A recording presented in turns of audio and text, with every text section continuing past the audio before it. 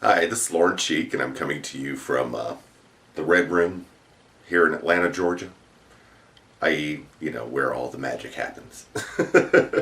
So I've been working on the genealogy of my family, and I have a lot of really fantastic references that allow me to go back, hundreds and hundreds, if not thousands of years into my family history. And I've wanted to share that with my relatives and then just other people that are interested in genealogy in general. My cousin, she's a distant cousin of mine, Charlene Cheek, friended me on Facebook, and we met through becoming acquainted with Jeff Williams, who wrote a book that I'll show you later. That's a family history of mine that's extremely extensive. Anyway, she's from a Cheek family that ended up in Cornwall, and their name was switched to Quick and then became Cheek. And what I'm finding in my DNA matches is that we've theorized for many years that people with the name Cheek, Chick, Chake, which is spelled Cheke or Cheeke, were actually cousins of ours. And now that I've DNA tested, it turns out that I'm matching them very closely. So my theory is that our family came from Choux, France. And what I'm going to do today is to elaborate on that through different references, land grants, and things like that for comparison for other people so that they can investigate that with me and see if it has any credence. Well, long story short, there are people that also have the name Couch who are genetically related to me, and a lot of times they are 12-point markers. And I have many, many relations that obviously have connections to royal lines, throughout Europe and stuff like that. And that would be the particular ancestors that married into my particular line. So as far as the Cheek family goes, my line, my father's ancestor was Sir John Cheek, who was the tutor for Queen Elizabeth, Queen Mary, and Edward VI of England. And he actually was the Secretary of State for a couple of weeks.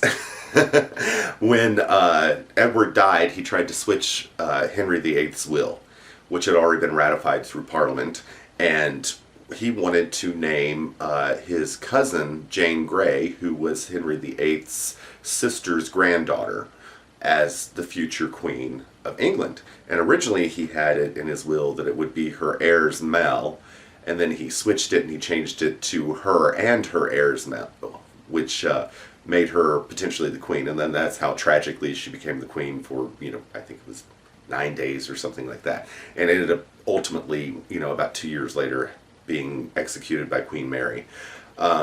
Well, that's how my family rose and fell from prominence in that sense. But later on, several generations of my particular branch of the family were like, they were associated with Parliament. They were members of Parliament for the areas that they lived in. So, long story short, I'll show you my references to the older branch, because that's what I'm going to today. I'm not dealing with my branch from the 1500s on down. I'm dealing with my branch from where they originate in the Isle of Wight and where I think they came from before that, because that would be relevant to all people who have my match that have the different derivations of my family name. And I'll show you the references real quick, then I'll talk about the etymology of the name, and then I'll get into actual land grants and things like that, documents that date back to the, late Middle Ages up into about 1200, and show you how I think the line comes together. The first reference I'm going to show you that I compare all of my DNA results and everything else to, and it's an amazing, amazing resource, is this book, The Cheek Family Chronicles. And if you can see, it's the size of a dictionary, and it includes many, many branches of the Cheek family in Australia and England and throughout the world, and it tells you where they ended up, and it names the generations on down. And it is written by Jeffrey Lewis Williams, who won several awards because his work was extensive and actually very well documented. And you can go back from this book and look online and find the documents of your different family members, and it's a really wonderful resource for people that are related to the Chickley families. Anyway, long story short, I finally bought this from him. I met him online, and I was like, what an incredible guy. He was much younger than I expected him to be. I didn't expect someone in there. He looks like he's 40 years old, but he's 50, or 50-ish, and he's got the great cheek genes with wonderful hair, and he's blonde and blue-eyed. But anyway, long story short, he spent many, many years working on this. So he does a 700-year history of the cheeks. And what I'm going to do is I'm going to go back from the cheeks where he goes in this book to even older stories and documents that are on the Isle of Wight website that name family members and actually name who they married, etc., etc. And from that, I'm going to draw the conclusion of where our family originated. So there are several theories about where the name Cheek came from, and it appears on the Isle of Wight fairly early on, and a lot of people theorize that it was a nickname for a facial part, but what I'm going to tell you is that it's more likely a place name in France. And the reason why I say that is I'm going to show you in the dictionary. This is an unabridged dictionary, and it shows you the derivation of the word cheek and what it could mean in an abstract fashion. So while cheek now means this part of the face, cheek then originally meant this whole area of the face. And what you'll find in Europe a lot of times is they will name places like Frontiera, or they'll use a name in their language that means the face of the country or the butt of the country, and you'll literally have places named all over like Eastern Europe and Italy and places like that, where literally the name translates to, like the face of the country or the tail end of the country, and there aren't usually any in-betweens there. It's the far end of the backwards most remote area is called the butt. So I'm gonna show you the cheek name real quick here. So I'm using the Encarta World Dictionary to look up cheek, but you could use any dictionary, specifically an unabridged dictionary. And what would be even more fascinating is if you go back and you look up the linguistics of Europe, like France and England, and you realize that there are a lot of words that are slightly altered but have very similar meanings, and those meanings translate beyond linguistic borders.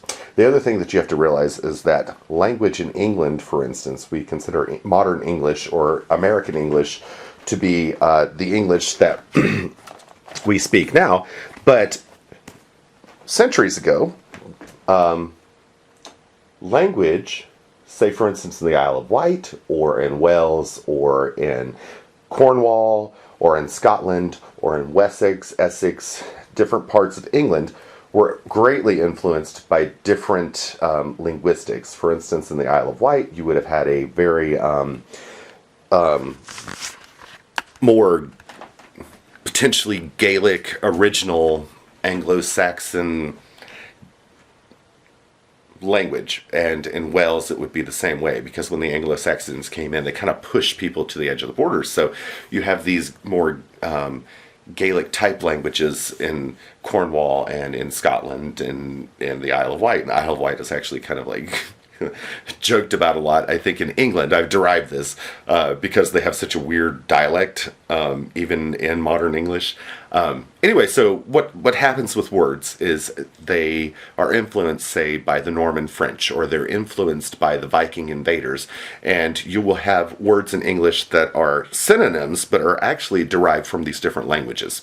So, for instance, you might have a word like scared, which is obviously a Viking word. It has that whole sound to it that Vikings spoke.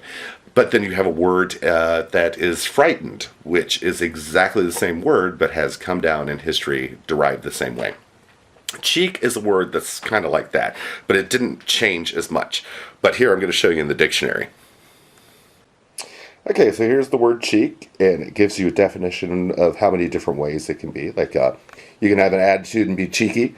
A cheek can be a part of your face. A cheek can also be your butt, which I've had that my whole life. But the interesting thing is you come down here, and I want to keep this within the frame so that you can read this. I'm on the wrong page. That's weird. Okay. So think of the Old English and French for cheek. And you will notice that English originally spelled it Ceoce, which would be like choke. That's how cheek was spelled. Related to the English choke or cackle. And what you will notice is that chickens, choking you by the throat, cheek, all those words are actually related. And I think that chickens are called chickens because of their throat, because of the little gobbly gobbly thing. Otherwise, why would all other fowl not be called chickens? They don't have the same thing. Turkeys, maybe. But that's my theory on why we call chickens chuck, choke in different parts of the world, and why the name cheek is fluid. It could be choke, cheek, or, you know, like that, like choch, which is very interesting when you come to my theory of where I think our family came from. Now I'm going to go to that and show you France. Okay, this is Chocques, France, right here. Now you notice France sticks out into the English Channel. Right across from it is, you know, the bottom part of England. You know, London's fairly close by. And then down here is the Isle of Wight. And in here are the Channel Islands, which you don't see. And the Channel Islands are populated by British and French people. And I think now they're, I'm going to say that they're a Commonwealth. But I think they're an independent Commonwealth. I would have to look that up. You'd have to look that up as well. But anyway, there's Chocques, and you see where Chocques is from France. And what was interesting about Chocques is when William of Normandy decided to invade and take his claim to the throne of England, he came across the English Channel near Chocques. And they came over into this part, and they landed kind of near the Isle of Wight, and they went up into England, and that's where they fought their battles. And at the same time, the King of England was fighting some Vikings up north, and he got worn out, and ultimately William of Normandy, William the Conqueror, won the throne of England, and that's how the Normans came into England. But they were actually fairly close cousins through different intermarriages to the kings of England anyway, although they genetically were somewhat different groups. William of Normandy's mother was, I think, a sister of the King of England. Here's a slightly larger picture so you can see the topography of the area. Once again, this is England right here. And Chocques was right up in here. So I theorize that our family came from Chocques, and that's where our name comes from. Now, what I'm going to do right now is show you land grants from a family called the Chocques family that you may or may not be aware of. Now, the search that I'm hitting in Google is the Follet roll, recording prominent companions of William the Duke of Normandy, is what the rest of it says.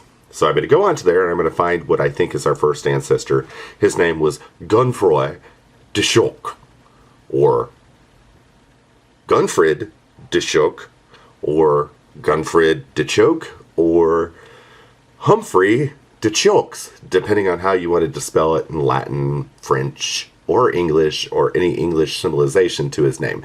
But this guy is documented as actually being the first de Chocques, and he was entitled with a large land grant by William of Normandy, which was called the Honor of Chokes, converted from Chocques and from Chokes, which was Ciokes, which was the Latin spelling of the Chocques name. All right, and on this roll, here is his name, and as you see, it's spelled very drastically differently than it is in French. They kind of Latinized it a little bit, but everyone agrees, you know, people that study the subject of this, that he is in fact the same person, and he's on land grants in England. But anyway, you'll see him as, where is he? Gunfroy de Chocques. And then I'm going to show you where he owns land in Northampton Shire, and in the area that would be like, now it would be Buckinghamshire. But it's Northamptonshire, which is where the Cheek family came from, and that he actually owned land in the very village that our first Cheek ancestor showed up. We'll compile that for you in just a moment. But as you see, if you see how his name is spelled derivatively, so many different ways. It's Cioches, Chouques, Chokes. You can see how we got so many family names out of the same name, and ultimately it could have potentially been Cheek. But with my couch matches and my chick matches, I'm like, okay, I could very easily see that this could happen. For instance, in Latin, a C and an I, and it's the same thing in Italian and a lot of other languages, C and I makes a CH sound. O is and can also be E, so it's, or U. It's a very fluid vowel depending on what dialect you're in. And if you consider that our family was moving back and forth, to these different areas with local dialects, it would be very easy to change a vowel without changing a lot of the consonants, but change the spelling very drastically. And this is an article on English feudal barony on Wikipedia, but I've also substantiated this by looking at other documents. This is just a very easy way for you to find it. And it explains what honors and knight's fees and all of that were. Because I think we ultimately lost our claim to the Shoke family. And my theory, which I think is probably right, but, would have to be substantiated even more, because we weren't able to pay the rents. And the family land of the Shoke, or the Order of Chokes, some of it was given away by John, I think it was John II of England, and was acquired by the Bethune family, which was also a family name of the Shoke. The Shoke were called Shoke because they were from Chokes, France, but they also went by the family name Houdain, and they went by the family name de Bethune, which were the areas around Chokes, and then Houdain was an ancient family name. They were in the Crusades and stuff like that. You'll find Chokes, people that are called de Chokes, that are of this same family, that are fighting in numerous crusades, and they show up on little rolls throughout history. And as I said, I don't want to read this article to you, but I would recommend that you read this article to understand a lot of the terms that you're going to be hearing throughout the rest of this video. It would be very helpful on Wikipedia, English feudal barony. One interesting thing here that you will read, though, and I'll tell it to you real quickly just in case you're too lazy to go look this up, is they're explaining what a feudal barony was, or a barony by tenure, which Sigurd and Anselm de Chokes, his children, and Gunfroy, Humphrey, Gunfrid de Choke were given land by William the Conqueror, and it was a barony. And the understanding of the barony was you were the king's baron, and also you had so much estate land, and they explained the terms of what a knight's fee was, which is something that you're going to hear. And they said that that a land parcel that contained 20 knight's fee, which was loosely equivalent to a manor, was termed an honor, and these manors invariably included many that were sub-infeudated. So Gunfroy de Choke had the honor of Chokes, which was an English, of course, translation of the honor of Chokes. And he had many, many properties that were given to him by the king, but he had to maintain them and farm them and, organize them, and he had to pay taxes on them.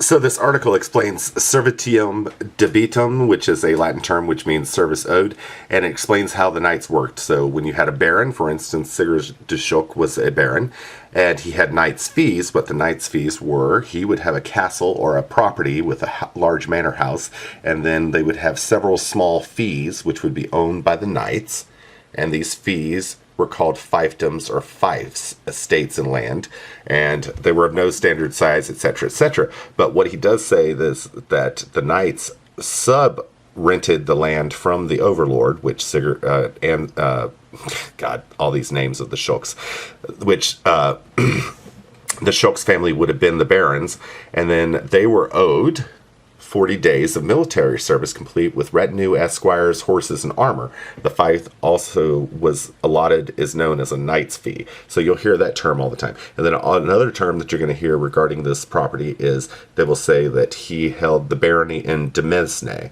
Demesne comes from the word mansion, of the mansion in Latin. And what that is to say is to keep it in hand or of the house. So they were required to have their resources available to him.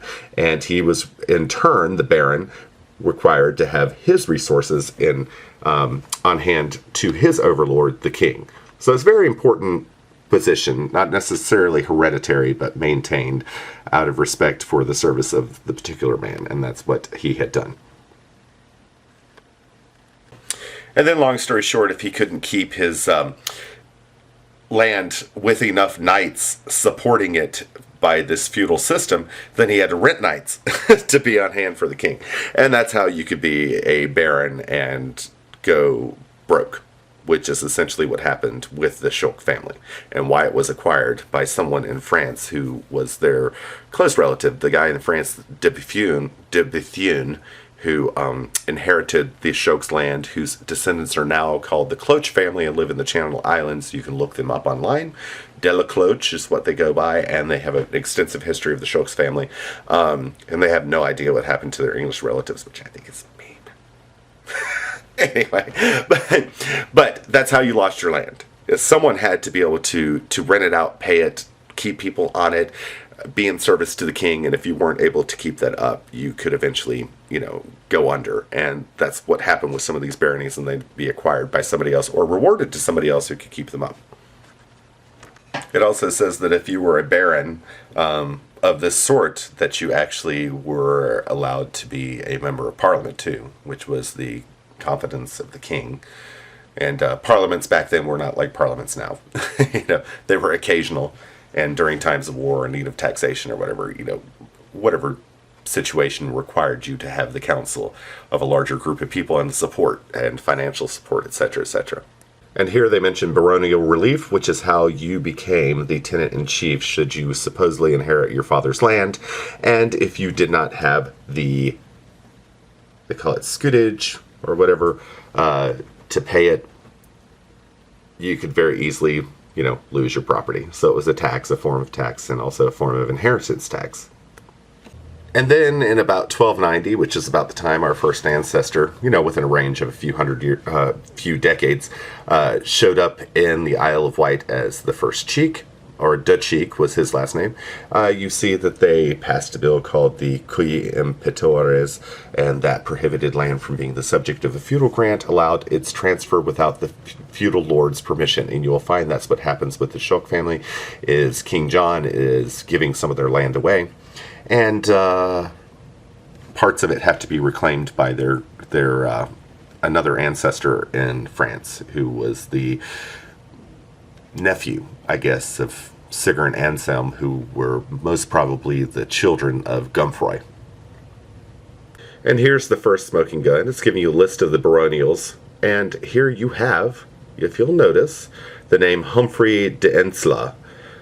Humphrey de Ensla, the Ensla family, was from the Isle of Wight, or ended up in the Isle of Wight, and they married into the Cheek family very early on, which is kind of interesting. You'll also notice the name Neville. Neville's married into the Cheek family several times over. I'm not so sure if it was back, because they're in Lincolnshire. That may have been later, like in my branch, not necessarily in the early branch. You'll see Beauchamp, that's another name that marries into the Cheek family. And here you'll see Fitz-Lambert, because I have a lot of genetic matches to the Lamb or Lambert family as well. And I had no idea where they came from. They got to be back, even further back than I expected. Then you have Robert de Bruce, who was ultimately married into the monarchy of Scotland. And here you have Hugh the Ass, which I'm sure was a derogatory term, but he just happened to get that nickname, and they're like, oh, so somebody out there's got the last name Ass now. Glad it's not me. And then here they show the barony of Rotherthorpe, which is what it was called then, and Northamptonshire, which is where my first cheek ancestors purported to have come from, owned by Gunfrid. They call him Gunfrid de Chioch, or de Chioch, whatever, in 1086. And that's on Wikipedia right there. So now I'm going to go to a book that will actually show you where he owned his land, and then I'm going to go to the history of the Isle of Wight and show you where our first ancestor shows up. Now, I could take you on the internet and show you this, but it's not going to be that clear. But I have references to two books that I researched, the history of the Schock family. And as you can see, their name was spelled several different ways. But in this particular case, I'm putting on my glasses so I can look serious and credible. The book is, it's really because I'm 40 and I can't read anymore. The History of Antiquities of the County of Buckingham, Volume 3 by George Lipscomb.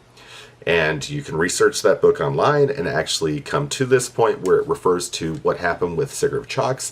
And what it shows is it shows a line of descent to a certain point.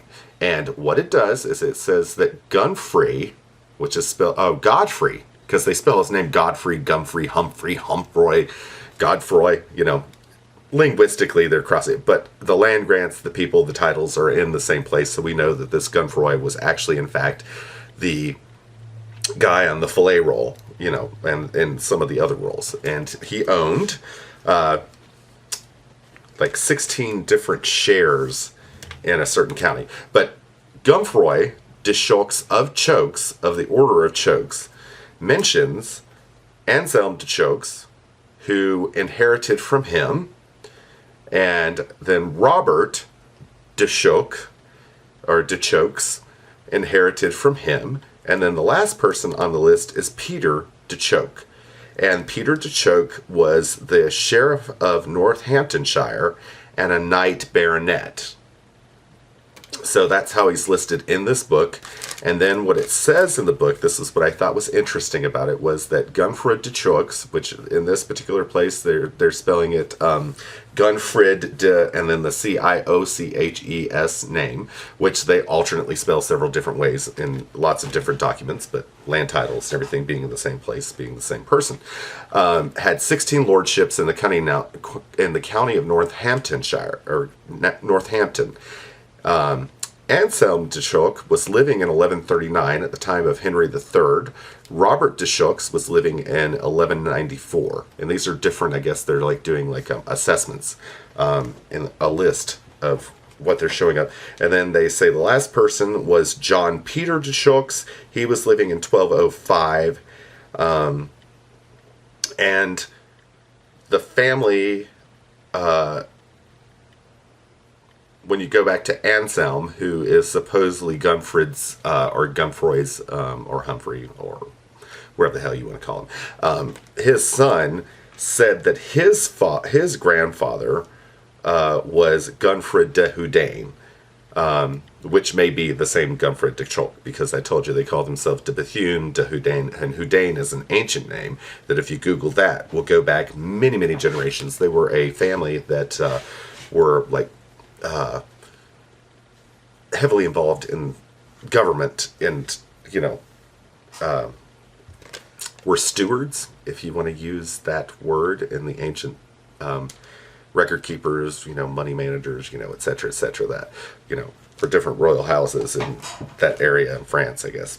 Anyway, so that was from that book, and that brings us down to the generation of Robert de Choke. Okay? Now, he's living in 1194. They don't say where he's living because they still have quite a bit of property. But then in another book called Bristol and Gloucester Archaeological Society Volume 4, they have Sigurd de Choke, spelled as by his Latin term, which is Sigurrus de Chioke, which is Sigurusdecioches.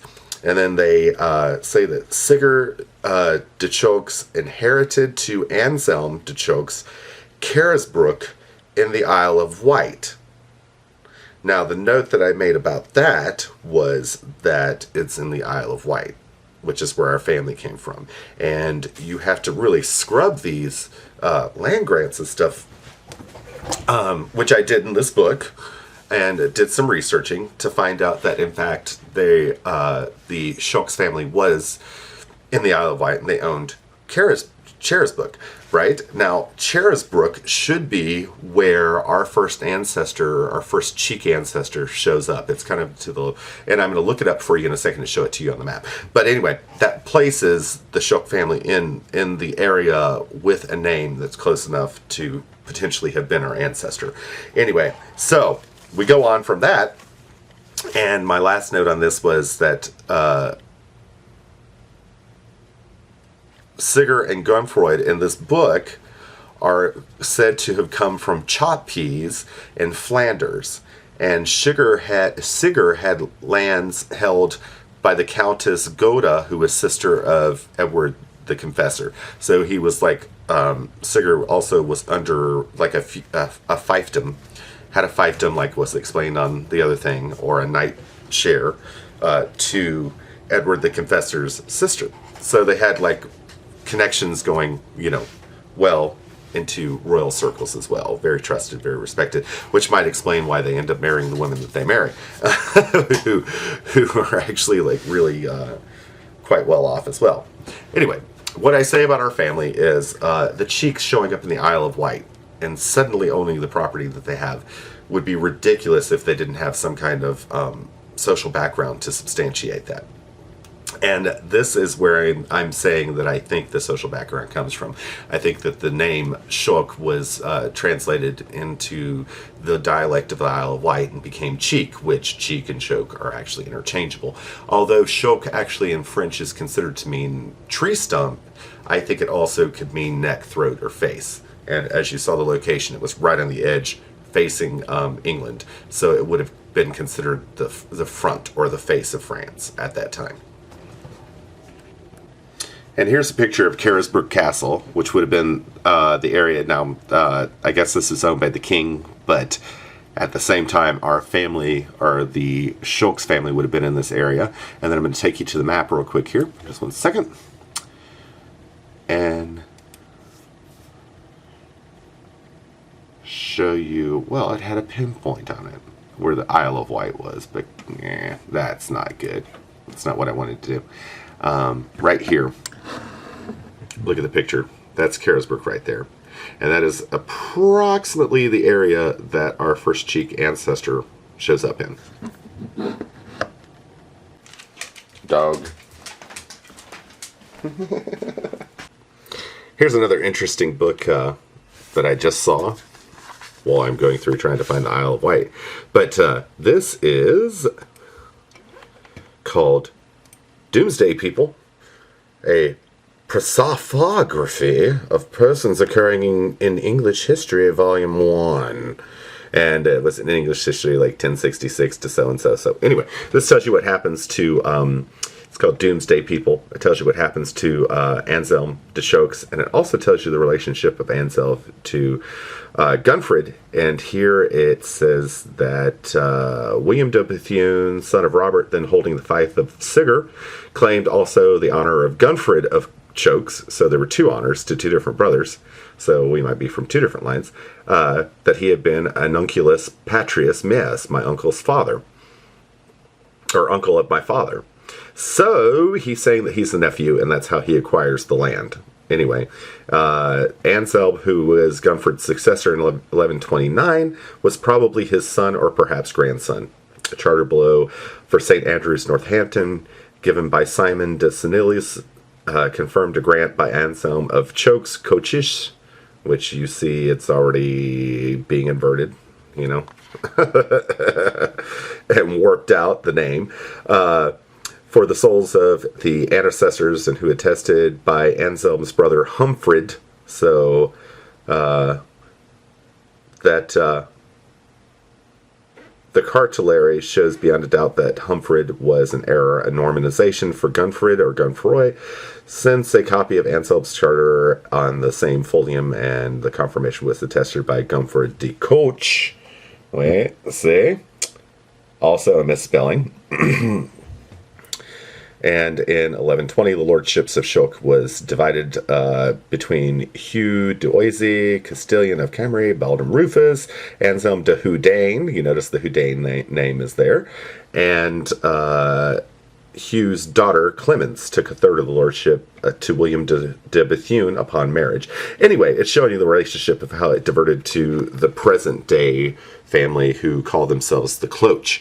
And you see this name just gets changed all the time. It's like the Shulks, Coaches, Coach, and we're wondering why we have people that are named Couch that are genetically related to us, for instance. Or, as in the case of my other, Cheek relative, her family's name was spelled Quick at one point in time, and they were living in Cornwall, and then converted back to Cheek when they came back into London. Now here's another site that I'm looking up. It's Brook Village History. Brook is the village that the Cheek family owned Modestone in, but they also owned other properties all over the Isle of Wight, and you'll see those in different branches by heredity. But this is my particular branch, who were in Brook Village, and they married into the Montague and the Delisle family and the Glamorgan family. Here's a book called The History and the Topography and Directory of Northampton Shire by Francis Whalen, and it describes what actually is the honor of Chokes, what it encompassed, and then the name of Gunfred de Chokes. And then here's where I'm making the connection. This is a book by the New Hampshire Field Club and Archaeological Society. And then they have a copy of a statement about the Cheek family.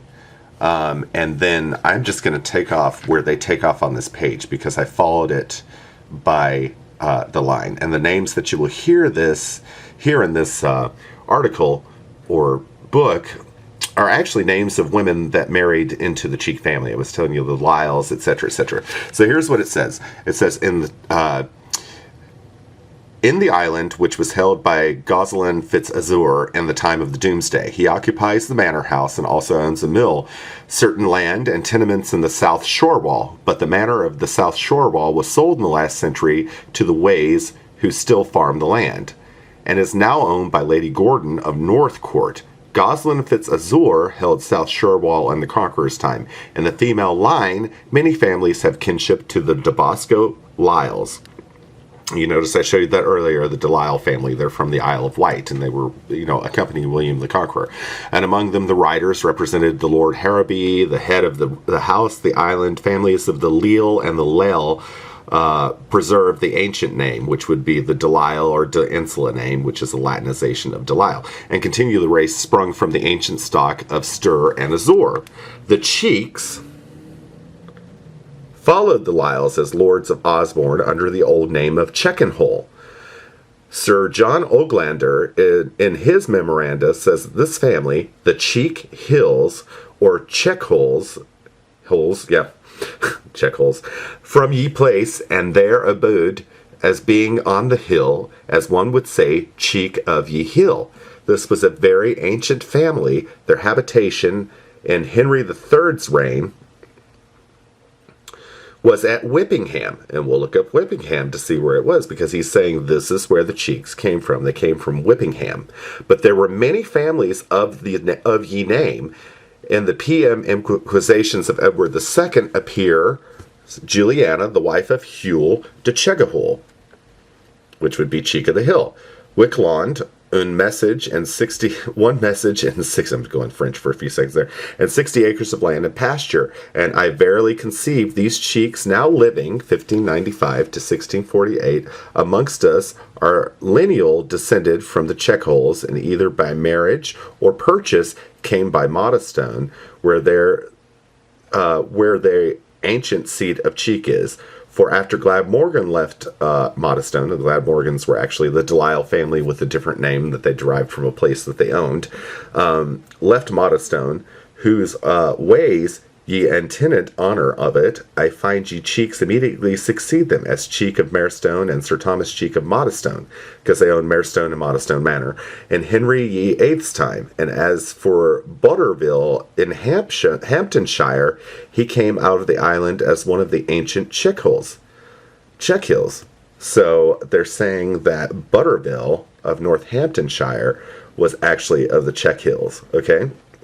And matched with the daughter and heir of Butterville, and took that name, but continued with his own coat of arms, which is the coat of Cheek, induceth me to believe that they came from these cheek holes. But Thomas Cheek, a lewd son of a discreet father, sold Modestone. I love how you find the character of people. Yeah, Thomas was evidently a philanderer and a little dirty dog. Mr. Dillington in 1623. So much for both of these families, both of ye Check Hills, and Cheek of Modestone, and Cheek of Marestone, and Sir Thomas Cheek of Essex. So, in 1280, in Edward the First's reign, Hugo de Checkenhull held 1/8 part of a knight's fee in Whippingham. Okay, now let's look where Whippingham is, and why would he own property in Whippingham? And is Whippingham part of the property of the Shook family? Holding that Hugo de Checkenhull, as part of the claims of Isabella de Fortibus, the 13th part of a fee of Chellingwood. In 1285, in the same king's reign, Osborne and Chellingwood contributed 3 bowmen to the defense of the island. Sir John Oglander says the Cheeks migrated to Modestone, and in 1374, in Edward III's reign, we find Edward Cheek presenting the church there. In the same reign, in the disposition of the militia of the Isle of Wight, the Lord of Modestone, Thomas Chike, they spell his name differently, had the command of Modestone, Newton, Colburn, and Brixton. Thomas Langford, Lord of Chell, his vintner. The Chakes built the present house of Modestone. See, and notice they've spelled the name totally different now. They spelled it more like the old-fashioned Chokes name spelling. The years 1567 in the house, and the initials TC and JC over the fireplace in the hall, to Thomas Chike and John and Jane Chike's his wife, which Chike is cheek, I'm sure. They were using a Y to make an E sound, which is foreign to us now. The most distinguished member of the powerful family was Sir John Cheek, King Edward VI's tutor, and William Milton, who taught a tutor of whom Milton said he taught Cambridge and King Edward Greek. He belonged to the Modestone branch of the family. He was born in Cambridge and educated at St. John's College, and then we're going to go into the whole thing, but you can read all that crap later. But anyway, what I'm saying is, okay, we are showing them owning property back and forth between Northamptonshire, and then they had property where they came from. I'm going to roll up here so I can find it. And we're going to look up where that is. So, where is Whippingham, and why are we changing the name so many times, on and off and on and off again, and even adding little things to the end of it? It shows you that names were very fluid, and that, in fact, they could have come from somewhere else and had a name, but that name could have very easily changed, and you see it changing so many times right here just throughout these documents, but obviously the land holdings are the same, so the people are the same people. I'm going to look up Whippingham and find out where it is. So here's a picture of England, and here's Northampton, where some of the Order of Chokes was, and then here's the Isle of Wight, where some of the others were, and then I'm going to show you where Hugh de Cheek on the Hill came from. Bring it up. Let me drag it. So you can see where Whippingham is. And then I'm going to show you where Carisbrooke is. So this is Whippingham, right here. Right at the northern part of the Isle of Wight. And then this spot right here is where Carisbrooke is, where the Chook family owned property. So theoretically, they're pretty close by. Modestone, Marestone, all of those places, Whippingham, are all very close together. And they also claim that Hugh de Cheek of the Hill came from Northamptonshire, which would mean that he would have come from the area where the Shooks would have been. So that's my theory. So anyway, I've contacted 2 people that are of the deluxe family. The deluxe family live in the Isle of Jersey, which is in the English Channel, and they are the descendants of Sigurd and Anselm de Shock. And I have tried to get them to compare DNA with me because I know I'm from that line, from the cheek line. And I know that we have couches and chicks and all kinds of other derivative names that could be compared to the Shock, Chic, Shock, Chike line. Anyway, but this is my theory. I think that that's actually where we're from. I think we're really maybe on that male line. Well, my DNA says that we are. But my DNA also shows, some other intermixing between different people that have married into my branch of the family as we went down. And that may not apply to all cheeks, but this far back, it would apply to almost every cheek in England, that we would be probably from, I would say, from Schalks, France, and that we're of the Houdain family. Let me show you who the Houdains were real quick, too. So if I confirm this with DNA, which this is my theory, and I'm able to make that connection to that family, then we would actually know where we originated and where our name came from, or what the original name of our family was. Okay, here's a little area, and you notice this is Schalks right here, this is Bethune right here, Houdain is in here somewhere, and this is how that family derived that name, Houdain.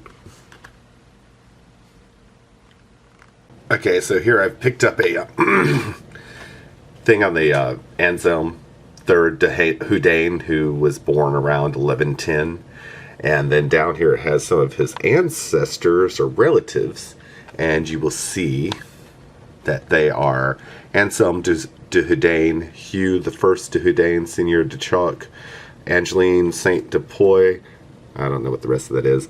And then it has 1110 is the birth of Anselm, the birth of Hugh the First Houdain, Seigneur de Choc. Now, what the Houdains were is the Houdains were, like I said, stewards. They were involved in, record-keeping government. They were essentially, bigwigs. But they also fought a lot in the Crusades, and you'll find de Choc being used interchangeably for the Houdain family throughout a lot of the Crusades when you find, like, Crusader inferences to the de Choc family. And as I said, it's a theory. If I can test against the known descendants of the de Choc family who are actually on in the Channel Islands on the Isle of Guernsey and go by the name de la Cloche now, which means bell, by the way. So we went from being like throat, face to bell. And that's probably because cloche is Choc, but the I looks like an L, so they made it cloche instead of, Choc, which goes to show you clerical errors, and you get stuck with it. Anyway, but yes, I will let you know what happens with that. If I actually do test positively with them, it would be fantastic. One person that I tested with recently that was a fascinating match was a guy who was descended from the Viking king of Denmark, and he and I match at a 12-point marker. Now, I don't know if we're matching somewhere else down the line, if we happen to have a common ancestor somewhere else that we're getting that from. But to no surprise, at the same time in 1066, when William the Conqueror was fighting with Harold, I think it was Harold, and Harold was fighting with the Vikings, that was when this contemporaneous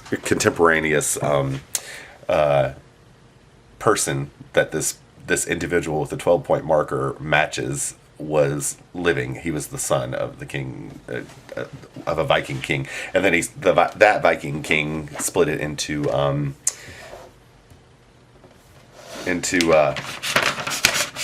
what is now Denmark. And what are you doing, cat? Look at the cat. She's like all over my stuff here.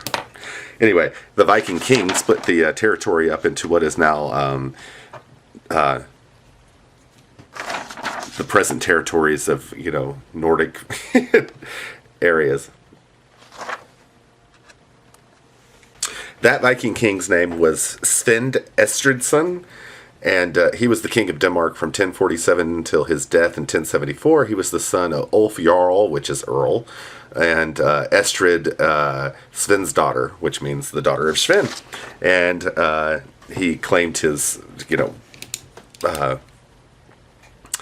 title through his mother. But anyway, what happened was he split Denmark into Denmark and Norway, and that he was considered Estridson is considered the last Viking king, because the Vikings quit living that nomadic murdering lifestyle in the same sense that they had before, and he's considered one of the first early medieval kings of that area of the world. So he is contemporary with William the Conqueror. Anyway, so we have a 12-point marker on our DNA that matches, and he claims that he's descended from the king of Denmark at that time. So, I don't know. We have a lot of ancestors from that area of the country, so who knows who we're related to. So, Jeff Williams, if you watch this video, I would like to ask you if you have any way to research this more deeply, you know, maybe dig up some more information than I've been able to dig up, you know, or follow a lead and see if you can find if there's relevance to my hypothesis that that's where we come. And then also, like I said, I've tried to contact the deluxe family to compare DNA, and I have not been able to get a hold of anyone and actually get a response. If I could test against them, being that I'm from that original lineage, from the Isle of Wight, and that is, you know, indisputable, you know, then I could actually compare DNA, and I could prove it or disprove it, and it would be kind of interesting to do. And it wouldn't be that difficult. It's just I'm at the limits of my mobility. I can't fly over there and ask them. And I'm at the end of my resource as far as being able to find ways to contact people, and you might be better at that. And I think it would be kind of a fascinating little turn to try to determine that for certain or not. All right. Well, thanks a lot, and thanks to all my cousins and my family that are watching this, and anybody else who happens to be watching this, you know, that finds it interesting.